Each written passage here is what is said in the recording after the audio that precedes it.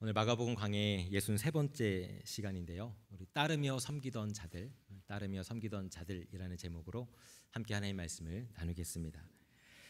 82년생 김지영이라는 제목의 소설이 있습니다. 우리 교회도 82년생 자매분들이 두 분이나 계시는데요. 이 소설은 오늘날 한국 사회에서 여자로 살아가는 것이 어떤 의미를 지니는지에 대해서 다루고 있는 소설입니다. 최근에는 영화로도 만들어져서 많은 여성들의 공감을 받고 있다고 하지요. 이 소설 속 주인공 김지영 씨는 어린 딸 아이 그리고 남편과 함께 평범한 가정을 꾸리며 살고 있는 30대 후반의 한국 여성입니다. 그녀는 대학을 졸업한 후 번듯한 직장에 취직을 했지만 결혼하고 출산을 하면서 직장을 그만두게 되고 평범한 아기 엄마로서의 삶을 살아가고 있었습니다. 남편은 늘 바빠서 혼자서 아이 육아를 독차지하였고 늘 끊임없는 집안 살림으로 인해서 몸과 마음이 많이 지쳐있는 상태였습니다. 그런데 어느 날부터 갑자기 정신 이상 증세를 보이기 시작하는 겁니다. 김지영 씨는 시댁 식구들이 모여있는 자리에서 갑자기 자기 친정 엄마의 목소리와 말투를 흉내내면서 말을 합니다. 평소 시대 식구들에 대해서 자신의 마음속에 담아두고 있던 서운한 마음들을 거침없이 쏟아내었습니다. 이와 같이 평소와는 너무나도 다른 이 아내의 모습이 너무나 걱정되어서 남편은 아내를 정신과 의사에게 상담을 받도록 권면을 하지요. 그래서 김지영 씨는 정기적으로 정신과 의사를 찾아가서 상담을 하게 됩니다. 그러면서 지난 30여 년간 자신이 여성으로 살아오면서 이 땅에서 어떤 어려움과 아픔과 차별을 당해왔는지 상세하게 이야기를 하죠. 정신과 의사는 그녀로부터 들은 이야기를 바탕으로 그녀의 인생을 리포트 형식으로 재구성하면서 기록하게 되는데 이것이 전체 소설의 뼈대입니다. 이 소설의 작가는 조남주 씨입니다. 사진에 보이는 사람인데요. 그녀는 어느 날 사람들이 어떤 아이 엄마를 가리켜서 맘충이라고 부르는 데서 굉장한 충격을 받게 되지요. 여러분은 맘충이라는 단어를 들어본 적 있으십니까? 한국에서 나온 신조어라고 하는데요.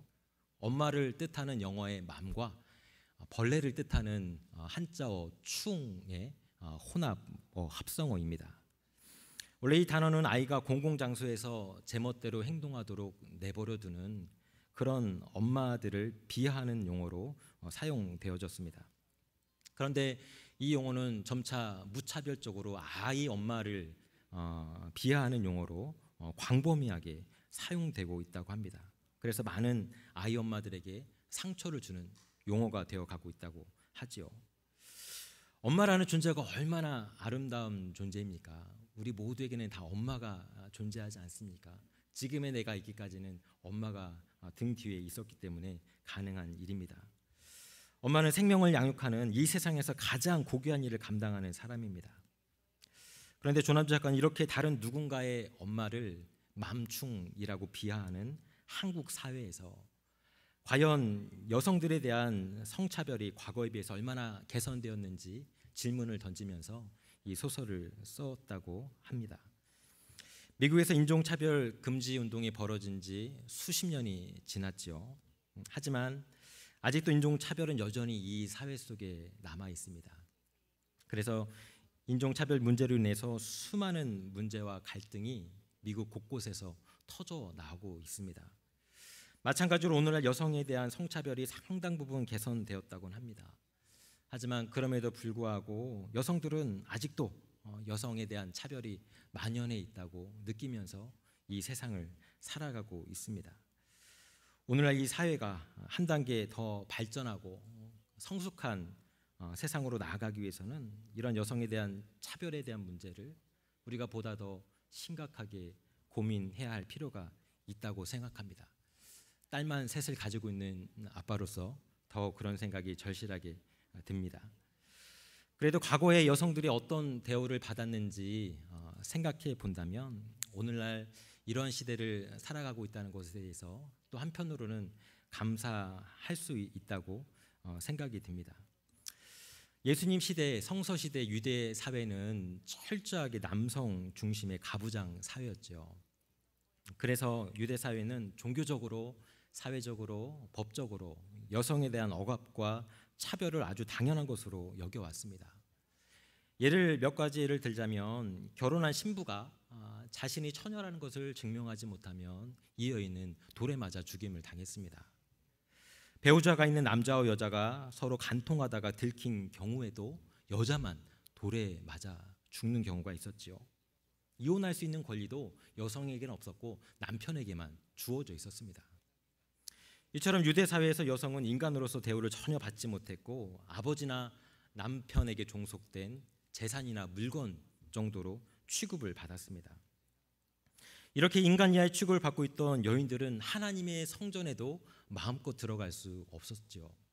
여인들은 여인들의 뜰이라고 하는 성전 한쪽 구석에 마련된 곳까지밖에 들어갈 수 없었습니다. 그래서 성전에서 벌어지고 있는 제사의식, 예배의식을 멀찌감치서 지켜볼 수밖에 없었던 것이지요. 이처럼 성서시대 여성이 사람이라는 인격체로 존재받지 못했던 것입니다. 그래서 유대인 남성들은 기도할 때 늘 세 가지 감사 기도 제목을 올리곤 했었는데요. 첫째는 이방인이 아닌 유대인으로 태어나게 하신 것. 둘째는 노예가 아닌 자유인으로 태어나게 하신 것. 셋째는 여자가 아닌 남자로 태어나게 하신 것에 대해서 유대인 남성들은 늘 감사 기도했다고 합니다. 그런데 말입니다, 예수님은 이러한 당시대의 잘못된 여성관을 완전히 뒤집어 엎어 버리신 분이십니다. 예수님은 온갖 차별과 억압으로부터 예수님을 여성들을 해방시켜 주셨지요. 우리는 지금까지 1년 넘게 이 마가복음의 본문으로 하나님의 말씀을 주일마다 나누고 있는데요. 그동안 마가복음을 주의 깊게 관찰하셨던 분들은 마가복음에서 예수님이 여성들에게 얼마나 우호적으로 대하고 있는지 발견할 수 있었을 것입니다. 예수님 시대 남성 유대인들은 여성을 만나는 것을 상당히 꺼려하였습니다. 여성과 어떤 인격적인 관계를 맺어가는 것을 굉장히 수치스러운 일로 여겨왔기 때문입니다. 하지만 예수님에게 있어서 여성들은 남성들과 마찬가지로 하나님의 형상으로 만들어진 소중한 하나님의 자녀였습니다. 그래서 예수님은 이 여성들과 만나는 것을 전혀 꺼려하지 않았었지요. 그래서 예수님이 가장 먼저 치유 기적을 베풀어 주셨던 사람도 여성인 베드로의 장모였습니다. 예수님은 심지어 이방 여인을 거리낌 없이 만나기도 하셨습니다. 헬라 지역의 수로보니게에서 귀신 들린 딸을 치유해달라고 찾아온 여인의 요청을 예수님은 들어주셨습니다. 요한복음에서는 유대인들이 상종조차 하기 꺼려하는 사마리아 여인과 우물가에서 대화를 나누는 파격적인 일들도 하셨습니다. 이처럼 예수님은 여성들도 하나님의 자녀라고 하는 것을 몸소 보여주면서 여성들을 해방시켜 주었죠. 이 모든 일들이 당시대 일반 유대인 남성들에게는 결코 일어날 수 없는 그런 일들이었습니다. 예수님이 살아계실 때 예수님의 사랑과 인정을 받았던 여성들은 예수님이 승천하시고 이 땅을 떠나신 후에 초대교회 공동체에서 아주 굉장히 귀한 역할을 감당하는 여성 리더들로 성장하였습니다. 로마서는 사도 바울이 로마에 있는 교회에 보낸 편지이죠. 이 로마서 16장에 보면은 26명의 이름이 등장합니다. 이 명단은 그동안 바울의 그 선교 사역에 도움을 주었던 사람들의 동역자 명단입니다. 그런데 이 명단에 들어있는 사람 중 무려 8명이 여성들이었습니다. 베베, 브리스길라, 마리아, 유니아, 두르베나, 두르보사, 루포의 어머니 네레오, 이런 사람들이 바로 그들입니다. 바울은 이러한 여성들이 교회 안에서 얼마나 귀한 역할을 감당했는지에 대해서 일일이 언급하면서 감사의 인사를 전하고 있지요. 이처럼 초대교회는 이러한 여성들의 귀한 섬김과 헌신을 통해서 급성장할 수 있었고 수많은 지역의 교회가 세워지며 그 교회들이 안정적으로 성장해 나갈 수가 있었던 것입니다. 그렇다면 이런 궁금증이 하나 생깁니다. 혹시 예수님에게도 여성 제자들이 있지는 않았을까 하는 의문 말입니다. 우리는 보통 예수님의 제자를 떠올리면 12명의 남성 제자들만 떠올리지요. 왜냐하면 성경에서는 12명의 이 남성 제자들의 리스트를 보여주면서 그들만이 공식적인 예수님의 제자였다라고 말하는 듯 보이기 때문에 그렇습니다. 하지만 실제로는 이 12명의 남성 제자들 이외에 예수님에게는 수많은 여성 제자들이 있었습니다. 다만 여성 제자들은 성경의 전면에 드러나지 않았을 뿐이지요. 그동안 마가복음에서도 이 여성 제자들은 잘 드러나지 않았습니다. 그런데 드디어 오늘 본문에서는 이 숨겨져 있던 여성 제자들이 드디어 무대 전면에 등장하고 있습니다.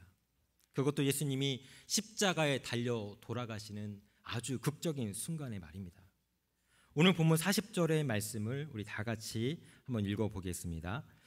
멀리서 바라보는 여자들도 있었는데 그 중에 막달라 마리아와 또 작은 야고보와 요새의 어머니 마리아와 또 살로메가 있었더니 예수님이 십자가에 달려 돌아가실 때 3명의 여인이 함께 있었다고 언급되어 있죠. 그 외에도 또 다른 수많은 여인들이 십자가 주위에 몰려 있었는데 41절에 이렇게 나와 있습니다. 같이 읽습니다. 이들은 예수께서 갈릴리에 계실 때 따르며 섬기던 자들이요 또 이외에 예수와 함께 예루살렘에 올라온 여자들도 많이 있었더라. 40절에 언급된 3명의 여인 말고 갈릴리에서부터 예수님을 따라온 수많은 여자들이 예수님이 십자가 주위에 있었다고 합니다. 그리고 이들이 진정으로 예수님을 따르며 섬기던 자들이라고 성경은 언급하고 있습니다. 여기서 따르며에 해당하는 헬라어는 에콜루돈이라는 단어입니다. 이 단어는 제자가 스승을 추종할 때 사용하는 단어입니다. 다시 말해서 비록 여기에 등장하는 여성들은 12명의 제자처럼 공식적인 제자 직분을 얻지는 못했지만 12제자 못지않게 갈릴리에서부터 지속적으로 예수님을 추종해 오던 신실한 제자들이었다는 것이죠. 여인들은 예수님이 십자가에 달려 돌아가시는 그 순간까지 예수님과 함께 있었습니다. 그리고 다음 주에 살펴보겠지만 예수님의 부활의 첫 증인들 역시 여성들이었습니다. 여러분, 그렇다면 여기서 하나 질문이 생깁니다. 예수님의 십자가 주변에 12명의 남성 제자들은 한 사람도 없지 않았습니까? 왜 12제자들은 가장 중요한 순간에 예수님을 떠나 도망가 버렸던 것일까요? 반면에 왜 여인들은 예수님 곁을 떠나지 않고 예수님의 그 죽음의 고통을 함께 나누고 부활의 첫 번째 증인이 될 수 있었던 것일까요? 그것은 이 두 그룹이 예수님을 따르는 목적과 동기가 달랐기 때문에 그렇습니다. 먼저 12제자들의 모습을 한번 떠올려 보십시오. 처음에 12제자들은 나름대로 순수한 마음을 가지고 예수님을 따랐습니다. 사람을 낚는 어부가 되라는 예수님의 말씀을 듣고서 새로운 세상, 새로운 하나님 나라를 만들어 보고자 하는 마음으로 예수님의 제자가 되었지요. 그들은 직업도 버리고 가족도 버리고 예수님께 헌신하였습니다. 하지만 시간이 지날수록 처음에 가졌던 그 순수했던 사랑, 진실했던 사랑은 점점 흐려졌습니다. 처음에 순수한 사랑은 잃어버리고 어느새 세상적인 목적, 세속적인 목적만 그들의 마음 가운데 남게 되었습니다. 그들은 예수님이 왕이 된다면 나는 무엇을 얻을 수 있을까? 예수님이 왕이 되신다면 나는 얼마만큼 높은 자리에 올라갈까? 여기에만 집중하면서 예수님을 따르는 사람들로 변질되어 버렸던 것입니다. 예수님이 수많은 군중들의 환호를 받으면서 예루살렘 성에 입성했을 때 제자들의 기대감은 최고조로 올랐습니다. 드디어 예수님이 왕이 될 것이라는 그런 기대감 말입니다. 그런데 실망스럽게도 예수님은 왕의 길을 걸어가지 않았습니다. 위풍당당한 왕이 되기는커녕 너무나도 무기력하게 십자가에 달려 돌아가시게 된 것이지요. 제자들에게 십자가에 달려 돌아가시는 메시아는 아무런 가치 없는 존재였습니다. 그런 분을 위해서 자신의 인생을 헌신하고 싶지 않았던 것입니다. 자신의 야망을 이루도록 도와주지 못하는 예수님의 존재는 아무런 의미가 없었던 것이죠. 더군다나 당시 예수님의 죄명은 로마 제국의 반역을 저지르려고 했던 이스라엘의 왕이라는 것이었습니다. 만일 예수님의 제자들이 예수님 곁에 남아 있었더라면 그들 역시 반란을 일으키려 했다는 이유로 붙잡힘을 당하고 죽임을 당할 수도 있었습니다. 그래서 베드로 같은 수제자도 그 두려움을 이겨내지 못하고 예수님을 3번씩이나 부인했던 것이죠. 결국 제자들은 예수님이 십자가에 달려 돌아가실 때 모두 다 도망가 버리고 말았습니다.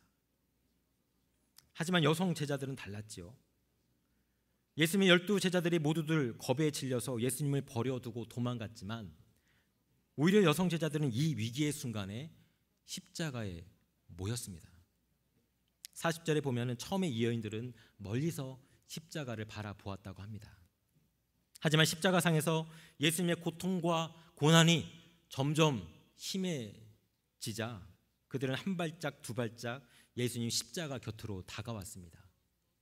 요한복음의 기록을 보면 예수님이 십자가에서 숨을 거두시기 직전에는 예수님을 따르던 많은 여성 제자들이 예수님 십자가 발 앞에 모여 있었다라고 기록하고 있습니다. 그리고 그들은 예수님이 십자가에서 운명하시는 모습을 끝까지 지켜보았습니다. 여러분, 이것은 대단한 용기입니다. 이 여인들이라고 해서 로마 군인들이 왜 두렵지 않았겠습니까? 하지만 이 여인들은 그 두려움을 극복했습니다. 어떻게 그 두려움을 극복했던 것일까요? 바로 예수님을 향한 순수한 사랑의 힘을 통해서 두려움을 극복해내었습니다. 여인들은 예수님으로부터 많은 사랑과 은혜를 받았던 사람들입니다. 예수님으로부터 받은 사랑 때문에 주위를 둘러싼 모든 두려움과 모든 어려움을 극복하고 끝까지 주님을 따르며 섬기는 길을 걸어갈 수 있었던 것입니다. 요한일서 4장 18절은 이렇게 말하고 있죠. 사랑 안에 두려움이 없고 온전한 사랑이 두려움을 내어 쫓나니. 여러분, 그렇습니다. 여성 제자들이 십자가에까지 예수님을 따를 수 있었던 것은 예수님을 향한 진실한 사랑이 있었기 때문에 가능한 일이었습니다. 여러분, 그렇다면 이 여인들은 어떻게 이렇게 예수님을 진실한 마음으로 사랑할 수 있었던 것일까요? 어떻게 이 사랑의 마음이 변치 않고 끝까지 유지될 수 있었던 것일까요? 그들이 예수님을 향한 진실된 사랑을 가지고 있었던 것은 먼저 예수님으로부터 크나큰 사랑을 공급받았기 때문에 그렇습니다. 그리고 그 사랑을 잊지 않고 평생토록 간직했기 때문에 가능한 일이었습니다. 오늘 본문에 3명의 여인의 이름이 나오는데요, 그 중에 막달라 마리아가 있습니다. 막달라 마리아가 누구인지 누가복음 8장 2절에 이렇게 기록되어 있는데요, 또한 악귀를 쫓아내심과 병고침을 받은 어떤 여자들 곧 7 귀신이 나간 자 막달라인이라는 마리아와. 막달라 마리아는 7 귀신에 들렸던 여인이라고 이야기를 합니다. 이 말은 그녀가 인간으로서의 자유와 존엄을 누리지 못하고 악한 귀신의 지배와 통제 속에서 상당히 오랫동안 고통과 어려움을 당했다는 것을 의미합니다. 그녀는 사람의 몸을 가지고 이 땅을 살아갔지만 인간다운 삶을 살지 못했던 사람이었습니다. 하지만 그녀는 예수님을 만난 뒤 예수님을 통해서 이 귀신들이 다 쫓겨나가는 은혜를 경험하게 됩니다. 귀신으로부터 해방된 것이지요. 그래서 그녀의 영혼은 물론 정신과 육체까지도 회복을 받을 수 있는 그런 사람이 되었습니다. 이제 막달라 마리아는 이전과는 전혀 다른 새로운 존재, 새로운 피조물이 된 것이지요. 이런 예수님의 놀라운 사랑을 경험하는 그녀는 더 이상 마귀의 종이 아니라 주님의 종, 예수 그리스도의 종으로 살아가기로 결단합니다. 이어지는 본문 누가복음 8장 3절에 보니 이렇게 기록되어 있습니다. 다른 여러 여자가 함께 하여 자기들의 소유로 그들을 섬기더라. 예수님을 통해서 새로운 인생을 맞이하게 된 마리아는 자신이 가지고 있는 모든 자원을 가지고 주님과 제자를 섬기는 삶을 살아갔던 것입니다. 결국 막달라 마리아를 비롯한 수많은 여인들이 두려움을 극복하며 십자가에 가까이 갈 수 있었던 것은 그들이 예수님으로부터 받은 사랑이 너무나 크고 놀라웠기 때문입니다. 큰 은혜를 받고 진실한 용서를 경험한 사람만이 진실한 사랑으로 보답하는 법이지요. 여러분, 신앙생활하면서 중요한 것은 바로 이 예수 그리스도의 사랑이, 나를 향한 예수 그리스도의 사랑이 얼마나 크고 귀하고 값진 것인지 그것을 깨닫는 것입니다. 우리가 아무리 주일날 열심히 예배를 드린다 할지라도, 아무리 다양한 모습으로 봉사한다 할지라도 이 예수 그리스도의 사랑이 느껴지지 않고 체험되지 않는다면 우리는 결코 주님 사랑하는 그 길을 걸어갈 수가 없습니다. 예수님이 나 같은 죄인을 위해서 십자가에 달려 돌아가 주셨고 나 같은 죄인을 구원해 주셨다는 감격과 감사가 필요합니다. 그 감격과 감사가 있는 사람만이 예수 그리스도를 진실된 마음으로 사랑할 수 있는 것입니다. 사랑을 알지 못하면 결코 사랑으로 보답할 수 없습니다. 오늘 본문 41절은 이렇게 예수님의 마지막을 함께하고 있는 여인들을 가리켜서 예수님을 따르며 섬기던 자들이라고 표현하고 있습니다. 예수님을 따른다는 것은 내가 원하면 가고 내가 원하면 가지 않는 그런 것이 아닙니다. 주님이 가시는 길이라면 그곳이 어디든 순종하면서 걸어가는 것, 그것이 따르는 것이죠. 때로는 내 마음에 내키지 않고 내가 하고 싶지 않다 할지라도 기쁨으로, 감사함으로, 그리고 때로는 구레네 시몬처럼 억지로라도 주님 제시하는 길로 걸어가는 것, 그것이 바로 주님을 따르는 것입니다. 12제자들은 예수님이 자신들이 원하는 길을 걸어갈 때는 그 뒤를 열심히 따라갔습니다. 하지만 예수님이 자신들이 원하는 곳으로 가지 않게 되었을 때 그들은 예수님을 따르는 것을 포기해버리지요. 그리고 각자 제 갈 길로 걸어가고 말았습니다.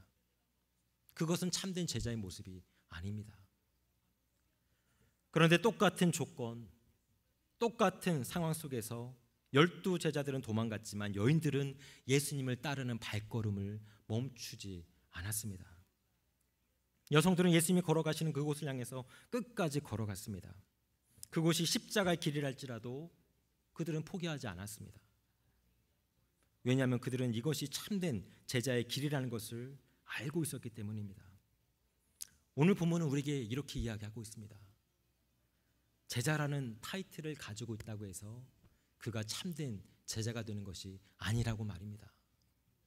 목사라는 타이틀, 장로라는 타이틀, 권사, 집사, 리더라는 타이틀이 우리를 예수님의 제자로 만들어주지 않습니다.